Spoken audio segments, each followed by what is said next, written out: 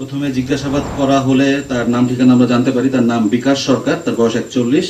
তাকে তল্লাশি করে তার কাছ থেকে ভারতীয় আধার কার্ড এবং ভারতের নির্বাচন কমিশনের একটি পরিচয়পত্র পাওয়া যায়। মহিলা সেখানে আছে, তো ফায়ার করা আমাদের জন্য একটু চ্যালেঞ্জিং ছিল।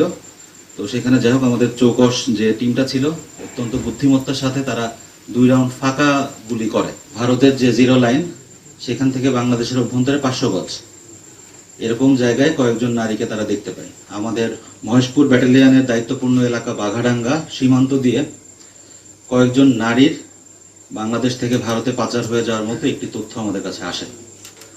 তথ্য আসার পর আমরা যেটা আমাদের ওখানে নিয়মিত যে টহল চলছিল, তার পাশাপাশি আমরা মহেশপুর ব্যাটালিয়ন থেকে একটি বিশেষ টহল দল, ওখানে বিশেষ সদস্য সহ টহল দল ওখানে আমরা পাঠিয়ে দিই। Redmi 13 স্টাইল বানাই দুনিয়া का पाई। আমাদের লোকজন ওখানে 5টা থেকেই ওখানে অবস্থান নেয় এবং আমি বলে দিই যে আমাদের যে বিশেষ টহল দলটা গিয়েছিল তারা জিরো লাইন, যে শূন্য রেখা আছে, তার খুব কাছাকাছি যে তারা একটা লুকায়িত অবস্থানে থাকে। যখন প্রায় সন্ধ্যা 6:30 সাড়ে 6টা হয়ে যায়, তখন পর্যন্ত আমাদের ওখানে কোনো লোকজনের আনাগোনা দেখা যায়নি। বাট একই সময়ে আমাদের যে অন্য টহল দলটা ছিল তারা এই বাঘাডাঙ্গার কাছাকাছি যে গ্রাম উদাপাড়া গ্রামের একেবারে শেষ সীমানায় পশ্চিম পাশে বাংলাদেশ ভারতের যে জিরো লাইন সেখান থেকে বাংলাদেশের অভ্যন্তরে 500 গজ এরকম জায়গায় কয়েকজন নারীকে তারা দেখতে পায়।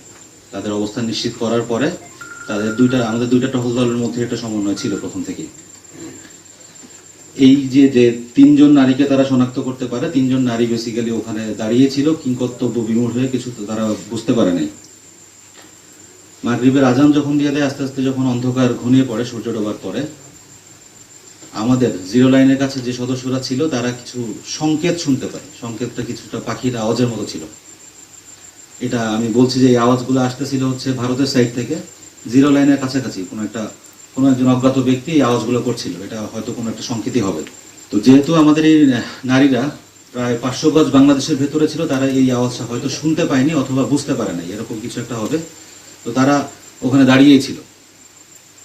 এক পর্যায়ে অন্ধকারের সুযোগ নিয়ে আমাদের বিজিবির যে সদস্যরা ছিল তাদের চোখ কিছুটা ফাঁকি দিয়ে এই ভারতের থেকে একজন ব্যক্তি, আমি অবশ্যই বলবো সে মানব পাচারকারী, সে বাংলাদেশের ভিতরে চলে আসে এবং এই 500 গজ ভিতরে এসে এই নারীদের সাথে সে তার যোগাযোগ এস্টাবলিশ করে।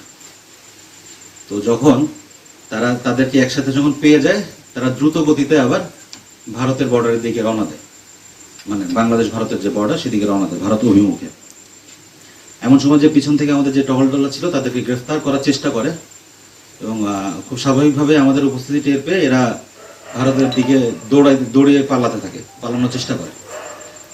একইভাবে শূন্য লাইনে আমাদের যে আগে থেকে উৎপেতে থাকা টিমটা ছিল তাদের কাছাকাছি যখন যায়, আমি আপনাদেরকে একটা বিষয় একটু ক্লিয়ার করে বলি। তাদের কাছে অস্ত্র ছিল, তারা ফায়ার করার জন্য যে অ্যাটেম্প তারা নিয়েছে, আর স্বাভাবিকভাবে আপনারা বুঝতেই পারছেন যে বাংলাদেশের 3জন মহিলা সেখানে আছে, তো ফায়ার করা আমাদের জন্য একটু চ্যালেঞ্জিং ছিল। তো সেখানে যাই হোক, আমাদের চৌকস যে টিমটা ছিল অত্যন্ত বুদ্ধিমত্তার সাথে তারা 2 রাউন্ড ফাঁকা গুলি করে। এই পাচারকারীকে উদ্দেশ্য করে ফাঁকা গুলি, তো আপনারা বুঝেনি যে আসলে ক্ষতির কিছু নাই এখানে। এই যে ফাঁকা গুলি যে শব্দ হয়, সেই শব্দে আমাদের এই পাচারকারী সহ 3 মহিলা তারা আতঙ্কিত হয়ে পড়ে এবং তারা মাটিতে আসলে বসে পড়ে, একদম জিরো লাইনের খুব কাছাকাছি, খুব সম্ভবত 100 গজের মধ্যে। তো যখন বসে পড়ে, ভয়ে বসে পড়ে, আমি বলবো আতঙ্কে, সেখানে যে আমাদের আয়ত্তে আনতে সক্ষম হয়।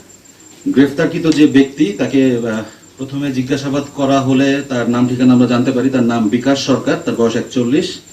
তার পিতা রায়মোহন সরকার, তার গ্রাম মাঝের চর, পোস্ট কল্যাণী, থানা কল্যাণী, জেলা নদিয়া, যা ভারতের পশ্চিমবঙ্গে অবস্থিত, আপনারা জানেন। তাকে যখন আমাদের মহেশপুর ব্যাটালিয়নের বাঘাডাঙ্গা বিওপিতে যখন নিয়ে আসা হয়, তাকে তল্লাশি করে তার কাছ থেকে ভারতীয় আধার কার্ড এবং ভারতের নির্বাচন কমিশনের একটি পরিচয়পত্র পাওয়া যায়। পাচারকালে যে 3জন নারীকে আমরা উদ্ধার করেছি, যে ভিকটিম, আমরা এই ভিকটিমদেরকে উদ্ধার করে এনেছি এবং যে জাস্টিস অ্যান্ড কেয়ার আছে, আপনারা জানেন, যে যশোরের জাস্টিস অ্যান্ড কেয়ারের প্রতিনিধির কাছে আমরা তাদেরকে তাদের বাড়িতে পৌঁছে দেওয়ার জন্য হস্তান্তর করব। আর আমাদের যে গ্রেফতারকৃত যে আসামি, মানব পাচারকারী যে ভারতীয় আসামি, তাকে আইনি প্রক্রিয়া সম্পন্ন করে আমরা মহেশপুর থানা, ঝিনাইদহ মহেশপুর থানায় সোপর্দ করব, যে কার্যক্রম আমাদের এখনো চলমান আছে।